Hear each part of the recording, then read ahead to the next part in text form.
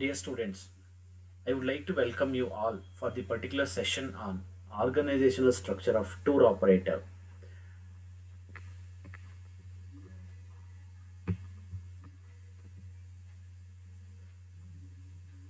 In this particular session, we will discuss about organizational structure and job profiles in tour operator and job description and specification in tour operator organizations. ಅಂದರೆ ಒಂದು tour operator ಅಥವಾ ಪ್ರವಾಸ ಸಂಘಟಕರ ಸಂಸ್ಥೆಯಲ್ಲಿ ಸಂಸ್ಥೆ ಹೇಗೆ ಕಾರ್ಯನಿರ್ವಹಿಸುತ್ತೆ, ಅಲ್ಲಿನ ಆರ್ಗನೈಸೇಷನ್ ಸ್ಟ್ರಕ್ಚರ್ ಅಂದರೆ ಆ ಸಂಘಟನೆಯ ಸಂಸ್ಥೆಯ ರಚನೆ ಏನು, ಅದರ ಜೊತೆಗೆ ಅಲ್ಲಿರುವಂತಹ ಹಲವಾರು ಕೆಲಸ ಕಾರ್ಯಗಳು, ಅವುಗಳ ಆ ಕೆಲಸ ಕಾರ್ಯವನ್ನು ನಿರ್ವಹಿಸುವ ವ್ಯಕ್ತಿಗಳ ಜವಾಬ್ದಾರಿಗಳೇನು, ಅದಕ್ಕೆ ಬೇಕಾಗಿರುವಂತಹ ಅರ್ಹತೆಗಳೇನು, ಇದನ್ನು ನಾವು ಡಿಸ್ಕಸ್ ಮಾಡ್ತೀವಿ. In the previous sessions, we have already discussed about completely in deep about travel agency, its functions, and the organizational structure of travel agency. Travel ಏಜೆನ್ಸಿಯ ಕುರಿತು ಹಿಂದಿನ ಅಧ್ಯಾಯಗಳಲ್ಲಿ ನಾವು ತುಂಬ ವಿಸ್ತೃತವಾಗಿ ಚರ್ಚೆ ಮಾಡಿದ್ದೀವಿ. ಟ್ರಾವೆಲ್ ಏಜೆನ್ಸಿ ಅಂದರೆ ಏನು, ಟ್ರಾವೆಲ್ ಏಜೆನ್ಸಿಯ ಕಾರ್ಯಗಳೇನು, ಅವು ಒದಗಿಸುವ ಸೇವೆಗಳೇನು, ಟ್ರಾವೆಲ್ ಏಜೆನ್ಸಿಯ ರಚನೆ ಹೇಗಿರುತ್ತೆ ಅಂತೇಳಿ. ಈಗ ನಾವು ಟೂರ್ ಆಪರೇಟರ್ಸ್ ಬಗ್ಗೆ ತಿಳ್ಕೊತೀವಿ. ಟೂರ್ ಆಪರೇಟರ್ಸ್ನ ರಚನೆ ಹೇಗಿರುತ್ತೆ, ಇನ್ನು ಮುಂದಿನ ಅಧ್ಯಾಯಗಳಲ್ಲಿ ಟೂರ್ ಆಪರೇಟರ್ಸ್ನ ಕೆಲಸ ಕಾರ್ಯಗಳು, ಇದ್ರ ಬಗ್ಗೆ ಕೂಡ ನಾವು ತಿಳ್ಕೊತೀವಿ.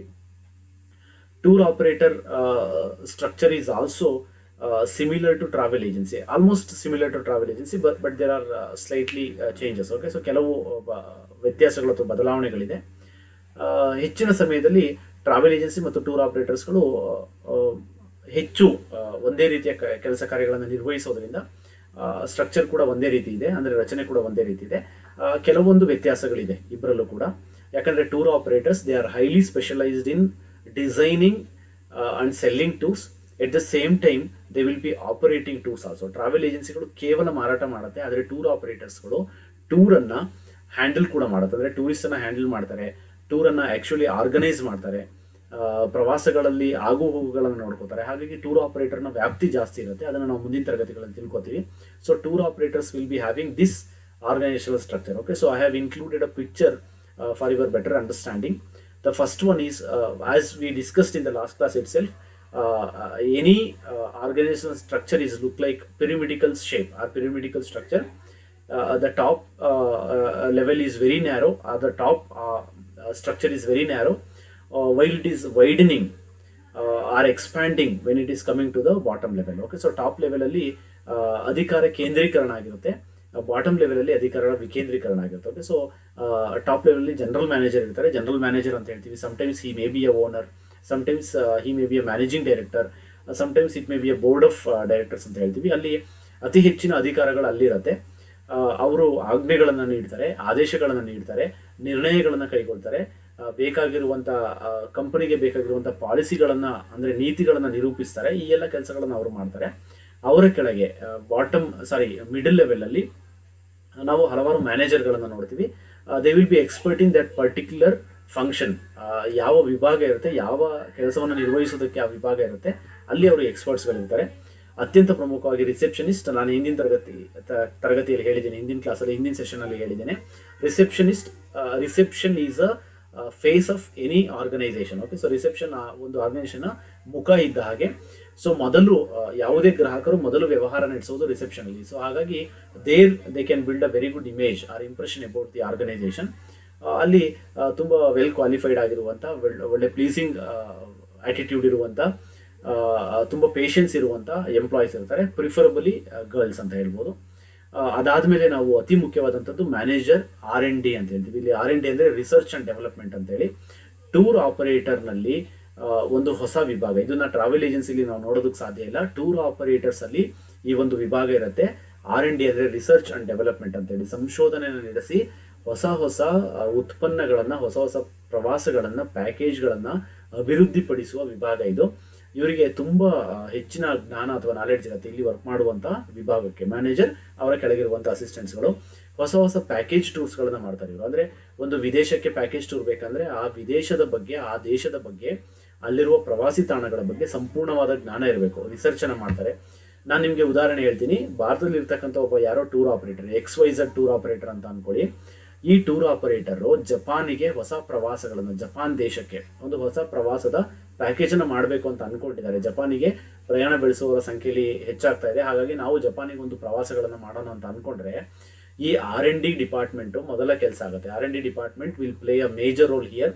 So they have to thoroughly study about Japan. Okay, so Japan ದೇಶ ಹೋಗೋದು ಹೇಗೆ, ಅಲ್ಲಿಗೆ ರೀಚ್ ಆಗೋದಕ್ಕೆ ಎಷ್ಟು ಫ್ಲೈಟ್ಗಳ ಆಪ್ಷನ್ಸ್ ಇದೆ, ಅಲ್ಲಿ ಎಷ್ಟು ದಿನದ ಪ್ರವಾಸಗಳನ್ನು ಮಾಡಬಹುದು, ಜಪಾನಲ್ಲಿ ಇರ್ತಕ್ಕಂಥ ಪ್ರಮುಖ ಪ್ರವಾಸಿ ಆಕರ್ಷಣೆಗಳು ಯಾವುದು, ಜಪಾನಲ್ಲಿ ನಾವು 10 ದಿನ ಪ್ರವಾಸ ಮಾಡಿದ್ರೆ ಯಾವೆಲ್ಲ ಆಕರ್ಷಣೆಗಳನ್ನು 10 ದಿನ ಪ್ರವಾಸದಲ್ಲಿ ಸೇರಿಸಬಹುದು, ಜಪಾನ್ನಲ್ಲಿ ಹೋಟೆಲ್ಗಳು ಅಥವಾ ವಸತಿ ವ್ಯವಸ್ಥೆ ಹೇಗಿದೆ, ಉಳಿಯೋದಕ್ಕೆ ಆತಿಥ್ಯ ವಲಯ ಏನು, ಜಪಾನ್ ದೇಶ ಸುರಕ್ಷಿತವಾಗಿದೆಯಾ, ಜಪಾನ್ ದೇಶದಲ್ಲಿ ಯಾವೆಲ್ಲ ಸ್ಥಳಗಳಿಗೆ ಪ್ರವಾಸಿಗರು ಭೇಟಿ ನೀಡಬಹುದು, ಈ 10 ದಿನದ ಪ್ಯಾಕೇಜ್ ಅನ್ನು ಮಾಡಿದ್ರೆ ಎಷ್ಟು ಕಾಸ್ಟ್ ಆಗುತ್ತೆ, ಪ್ರವಾಸಿಗರು ಭಾರತದ ಮಾರುಕಟ್ಟೆಯಲ್ಲಿ ಇದನ್ನು ಕೊಂಡ್ಕೊಳ್ತಾರ, ಈ ರೀತಿಯ ಹಲವಾರು ಪ್ರಶ್ನೆಗಳಿಗೆ, ಹಲವಾರು ವಿಚಾರಗಳಿಗೆ ಸಂಶೋಧನೆಯನ್ನು ನಡೆಸಿ ಅದನ್ನ ಹಲವಾರು ಬಾರಿ ಪರಿಶೀಲಿಸಿ ಚರ್ಚಿಸಿ ಒಂದು ಉತ್ತಮವಾದಂಥ ಪ್ಯಾಕೇಜ್ ಅನ್ನು ರೂಪಣೆ ಮಾಡುವಂತ ಕೆಲಸವನ್ನ ಈ ಒಂದು R&D department, research and development department ಮಾಡುತ್ತೆ. ಇದನ್ನ ಪ್ರಾಡಕ್ಟ್ ಡೆವಲಪ್ಮೆಂಟ್ ಅಂತ ಕೂಡ ಕರಿತೀವಿ ನಾವು. ಹೊಸ ಉತ್ಪನ್ನಗಳನ್ನ ಪ್ಯಾಕೇಜ್ಗಳನ್ನ ಸೃಷ್ಟಿ ಮಾಡುವಂತಹ ತಯಾರಿಸುವಂತ ಕೆಲಸವನ್ನ ಈ ಡಿಪಾರ್ಟ್ಮೆಂಟ್ ಮಾಡುತ್ತೆ. ಇವರು ತಯಾರಿಸಿದಂಥ ಪ್ಯಾಕೇಜ್ಗಳನ್ನ ಸೇಲ್ ಮಾಡುವ ಅಂದ್ರೆ ಮಾರಾಟ ಮಾಡುವಂತ ವಿಭಾಗ ಮುಂದಿನದು. ಅದನ್ನ ನಾವು ಸೇಲ್ಸ್ ವಿಭಾಗ ಅಥವಾ ಟೂರ್ಸ್ ವಿಭಾಗ ಅಂತ ಹೇಳ್ತೀವಿ. ಹಲವಾರು ವಿಧಾನಗಳಲ್ಲಿ ಇವರು ಇದನ್ನ ಮಾರಾಟ ಮಾಡ್ತಾರೆ. ಒಂದು ವಾಕಿಂಗ್ ಕಸ್ಟಮರ್ಸ್ ಅಂತ ಹೇಳ್ತೀವಿ, ಅಂದ್ರೆ ಅವರ ಟೂರ್ ಆಪರೇಟರ್ನ ಸಂಸ್ಥೆ ಇರುತ್ತೆ, ಔಟ್ಲೆಟ್ ಇರುತ್ತೆ, ಅದರ ಒಳಗೆ ಬರುವಂತ ಕಸ್ಟಮರ್ಸ್ಗೆ ವಾಕಿಂಗ್ ಕಸ್ಟಮರ್ಸ್ ಅಂತೀವಿ. ಡೈರೆಕ್ಟ್ ಆಗಿ ಅವರೇ ಬರ್ತಾರೆ, ಯಾವುದೋ ಮೂಲಕ ತಿಳ್ಕೊಂಡಿರ್ತಾರೆ, ಸ್ನೇಹಿತರ ಮೂಲಕನೋ, ಸ್ನೇಹಿತರಿಗೆ ಆಗಲೇ ಟ್ರಾವೆಲ್ ಮಾಡಿದ್ದಾರೆ ಅವ್ರ ಮೂಲಕನೋ, ಅಥವಾ ಎಲ್ಲೋ ಅಡ್ವರ್ಟೈಸ್ಮೆಂಟ್ ನೋಡಿರ್ತಾರೆ, ಟಿವಿಲಿ ಅಡ್ವರ್ಟೈಸ್ಮೆಂಟು ಅಥವಾ ಈಗಿನ ಸೋಷಿಯಲ್ ಮೀಡಿಯಾಸಲ್ಲಿ ಅಡ್ವರ್ಟೈಸ್ಮೆಂಟ್ ನೋಡಿರ್ತಾರೋ ಅಂಥವ್ರು ಬಂದಾಗ ಅವರಿಗೆ ಈ ಪ್ಯಾಕೇಜ್ಗಳ ಬಗ್ಗೆ ತಿಳಿಸಿ ಅದನ್ನು ಮಾರಾಟ ಮಾಡೋದಕ್ಕೆ ಸೇಲ್ಸ್ ಅಂತೀವಿ. ಅದಕ್ಕೆ ಡೈರೆಕ್ಟ್ ಸೇಲ್ಸ್ ಅಂತ ಹೇಳ್ತೀವಿ. ಅದಾದಮೇಲೆ ಆನ್ಲೈನ್ ಸೇಲ್ಸ್ ಇದೆ. ಇವಾಗ ವೆಬ್ಸೈಟ್ಗಳ ಮೂಲಕ ಸೇಲ್ ಮಾಡೋದು, ಹಲವಾರು ಕಸ್ಟಮರ್ಸ್ಗಳು ಇಮೇಲ್ ಮೂಲಕ ಕ್ವೇರಿಗಳನ್ನು ಅಂದರೆ ಎನ್ಕ್ವೈರಿಗಳನ್ನು ಹಾಕಿರ್ತಾರೆ, ಅವರಿಗೆ ಆನ್ಸರ್ ಮಾಡೋದು. ಇವಾಗ OTAs ಅಂತ ಹೇಳ್ತೀವಿ ನಾವು, ಆನ್ಲೈನ್ ಟ್ರಾವೆಲ್ ಏಜೆಂಟ್ಸ್ ಅಂತೇಳಿ, ಆನ್ಲೈನಲ್ಲಿ ಮಾರಾಟ ಮಾಡತಕ್ಕಂಥದ್ದು. ಯಾರೋ ಒಬ್ಬ ಕ್ಲೈಂಟ್ ಫೋನ್ ಮೂಲಕ ಕಾಂಟ್ಯಾಕ್ಟ್ ಅನ್ನು ಮಾಡ್ತಾನೆ, ಅವನಿಗೆ ಫೋನಲ್ಲಿ ಮಾಹಿತಿಯನ್ನು ತಿಳಿಸೋದು. ಸೊ ಈ ರೀತಿ ಸೇಲ್ಸ್ ಅಲ್ಲಿ ಹಲವಾರು ವಿಧಗಳಿದೆ. ಸೊ ಪ್ರವಾಸಗಳನ್ನ ಮಾರಾಟ ಮಾಡುವಂತ ವಿಭಾಗಕ್ಕೆ ನಾವು ಮ್ಯಾನೇಜರ್ ಒಬ್ರು ಇರ್ತಾರೆ, ಅವರ ಕೆಳಗೆ ಹಲವಾರು ರೀತಿಯ ಅಸಿಸ್ಟೆಂಟ್ಸ್ಗಳಿರ್ತಾರೆ. ಮೂರನೇ ವಿಭಾಗ ಆಪರೇಷನ್ ಅಂತ ಹೇಳ್ತೀವಿ. ಇದು ಸೇಲ್ಸ್ ಆದ ನಂತರ ಬರ್ತಕ್ಕಂಥದ್ದು. ಒಂದು ಪ್ರಾಡಕ್ಟ್ ಅನ್ನ ತಯಾರು ಮಾಡುವಂಥದ್ದು R&D ಡಿಪಾರ್ಟ್ಮೆಂಟ್, ಆ ತಯಾರಾದಂಥ ಪ್ರಾಡಕ್ಟ್ ಅನ್ನ ಸೇಲ್ ಮಾಡುವಂಥದ್ದು ಸೇಲ್ಸ್ ಡಿಪಾರ್ಟ್ಮೆಂಟ್, ಆಪರೇಷನ್ ಮಾಡುವಂಥದ್ದು ಅಂದ್ರೆ ಆಕ್ಚುಯಲ್ ಆಗಿ ಪ್ರವಾಸವನ್ನ ಹ್ಯಾಂಡಲ್ ಮಾಡ್ತಕ್ಕಂಥದ್ದು ಒಂದು ವಿಭಾಗ ಇದೆ, ಅದಕ್ಕೆ ಮ್ಯಾನೇಜರ್ ಇರ್ತಾರೆ. ಅಂದ್ರೆ ಒಂದು ಬೆಂಗಳೂರಿನಲ್ಲಿರ್ತಕ್ಕಂಥ ಒಬ್ಬ ಟೂರ್ ಆಪರೇಟರ್ ಪ್ರವಾಸವನ್ನ ತಯಾರು ಮಾಡಿ ದೆಹಲಿಗೆ ಒಂದು ಪ್ರವಾಸವನ್ನ ತಯಾರು ಮಾಡಿ ಮಾರಾಟ ಮಾಡಿದ್ರೆ, ಆ ದೆಹಲಿಯಲ್ಲಿ ಇರ್ತಕ್ಕಂಥ ಒಬ್ಬ ಟೂರ್ ಆಪರೇಟರ್ ಅದನ್ನ ಹ್ಯಾಂಡಲ್ ಮಾಡ್ತಾನೆ. ಆಕ್ಚುಲಿ ಅಂದ್ರೆ 5 ದಿನದ ದೆಹಲಿಯ ಪ್ರವಾಸ ಅಂದ್ರೆ ಪ್ರತಿದಿನ ಆ ಪ್ರವಾಸಿಗರನ್ನ ಏರ್ಪೋರ್ಟ್ ನಲ್ಲಿ ರಿಸೀವ್ ಮಾಡ್ಕೊಳ್ಳೋದ್ರಿಂದ ಹಿಡಿದು ಆ ಪ್ರವಾಸಿಗರನ್ನ ವಾಪಸ್ಸು ಪ್ರವಾಸ ಮುಗಿಸಿ ಕಳಿಸುವವರೆಗೆ ನಾವು ಆಪರೇಷನ್ ಅಂತ ಹೇಳ್ತೀವಿ. ಅಂದ್ರೆ ಆ ಪ್ರವಾಸವನ್ನ ಹ್ಯಾಂಡಲ್ ಮಾಡಬೇಕು. ಸೊ ಅವರನ್ನ ಬರಮಾಡಿಕೊಳ್ಳೋದು, ಹೋಟೆಲ್ಗೆ ಕರ್ಕೊಂಡು ಹೋಗೋದು, ಹೋಟೆಲಿಂದ ಅವರು ರಾತ್ರಿ ತಂಗಿದ ನಂತರ ನೆಕ್ಸ್ಟ್ ಡೇ ರೆಡಿ ಆದ್ರೆ 1 ದಿನದ ಪ್ರವಾಸವನ್ನು ಕೈಗೊಳ್ಳೋದು. ಮೊದಲನೇ ದಿನ ಏನೆಲ್ಲ ತೋರಿಸ್ಬೇಕು, ಇದಕ್ಕೆ ನಾವು ಟೂರ್ ಐಟಿನರಿ ಅಂತ ಹೇಳ್ತೀವಿ. ಈ ಐಟಿನರಿ ಬಗ್ಗೆ ನಾನು ತುಂಬಾ ಡೀಟೇಲ್ ಆಗಿ ಡಿಸ್ಕಸ್ ಮಾಡ್ತೀನಿ ಮುಂದೆ. ಈ ಐಟಿನರಿಯ ಪ್ರಕಾರ, ಟೂರ್ ಐಟಿನರಿ ಅಂತ ಹೇಳ್ತೀವಿ, ಅಂದ್ರೆ ಪ್ರವಾಸದ ವೇಳಾಪಟ್ಟಿಯ ಪ್ರಕಾರ ಈಗ 5 ದಿನದ ಪ್ರವಾಸ ದೆಹಲಿಗಿದ್ರೆ 5 ದಿನದ ಪ್ರವಾಸವನ್ನ ತುಂಬಾ ಅಚ್ಚುಕಟ್ಟಾಗಿ ನಿರ್ವಹಿಸಿ ಪ್ರವಾಸಿಗರನ್ನ ಸಂತುಷ್ಟರನ್ನಾಗಿ ಮಾಡಿ ವಾಪಸ್ ಕಳಿಸೋದಕ್ಕೆ ನಾವು ಆಪರೇಷನ್ ಅಂತ ಹೇಳ್ತೀವಿ. ಮೊದಲನೇ ದಿನದಲ್ಲಿ ಏನೇನಿದೆ, ವಿಸಿಟ್ ಟು ರೆಡ್ ಫೋರ್ಟ್ ಅಂದ್ರೆ ಕೆಂಪು ಕೋಟೆಗೆ ಭೇಟಿ, ಕೆಂಪು ಕೋಟೆಗೆ ಕರ್ಕೊಂಡು ಹೋಗಿ ಅಲ್ಲಿ ಏನಿದೆ ಚಟುವಟಿಕೆಗಳನ್ನು ಮಾಡೋದು. Next visit to lotus temple, lotus ಟೆಂಪಲ್ಗೆ ಬಹಾಯಿ ಧರ್ಮದ ಒಂದು ಮಂದಿರ, ಅಲ್ಲಿಗೆ ಭೇಟಿ ನೀಡೋದು. Next visit to Chandni Chowk for shopping. Okay, so ಸಂಜೆಯ ನಂತರ ಚಾಂದಿನಿ ಚೌಕಲ್ಲಿ ಶಾಪಿಂಗ್ ಇದೆ, ಸೊ ಅಲ್ಲಿಗೆ ಭೇಟಿ ನೀಡತಕ್ಕಂಥದ್ದು. ಹೀಗೆ ಪ್ರವಾಸವನ್ನ ಆರ್ಗನೈಸ್ ಮಾಡೋದು ಅಥವಾ ಆಪರೇಷನ್ ಮಾಡೋದಕ್ಕೆ ಒಂದು ವಿಭಾಗ ಇರುತ್ತೆ. ಅದನ್ನು ನಾವು ಅತಿ ಮುಖ್ಯವಾದಂಥ ವಿಭಾಗ ಅಂತ ಹೇಳ್ತೀವಿ. 4ನೇ ವಿಭಾಗ ಫಾರೆಕ್ಸ್, ಈಗಾಗಲೇ ತಿಳ್ಕೊಂಡಿದ್ದೀರಾ, ಫಾರಿನ್ ಎಕ್ಸ್ಚೇಂಜ್. ಸೊ ಟ್ರಾವೆಲ್ ಏಜೆನ್ಸಿಗಳು ಮಾಡಿದಾಗೆ ಟೂರ್ ಆಪರೇಟರ್ಸ್ ಕೂಡ ಡೈರೆಕ್ಟ್ ಆಗಿ ಟೂರ್ಗಳನ್ನ ಸೇಲ್ ಮಾಡೋದ್ರಿಂದ ಇವರು ಕೂಡ ಫಾರೆಕ್ಸ್ ಅನ್ನ ಮಾಡ್ತಾರೆ, ಅಂದ್ರೆ ಫಾರಿನ್ ಎಕ್ಸ್ಚೇಂಜ್. ಓಕೆ, ಒಂದು ದೇಶದ ಕರೆನ್ಸಿಯೊಂದಿಗೆ ಇನ್ನೊಂದು ದೇಶದ ಕರೆನ್ಸಿಯನ್ನು ಬದಲಾವಣೆ ಮಾಡಿಕೊಡ್ತಾರೆ, ಅದಕ್ಕೆ ಫಾರೆಕ್ಸ್ ಅಂತ ಹೇಳ್ತೀವಿ. ಈಗಾಗಲೇ ತಿಳ್ಕೊಂಡಿದ್ದೀವಿ ನಾವು. ಇನ್ನೊಂದು ವಿಭಾಗ ಟ್ರಾವೆಲ್ ಡಾಕ್ಯುಮೆಂಟ್ಸ್. ಓಕೆ, ಸೊ ಇಲ್ಲಿ 5ನೇ ವಿಭಾಗ ಅಂತ ಹೇಳ್ಬೋದು.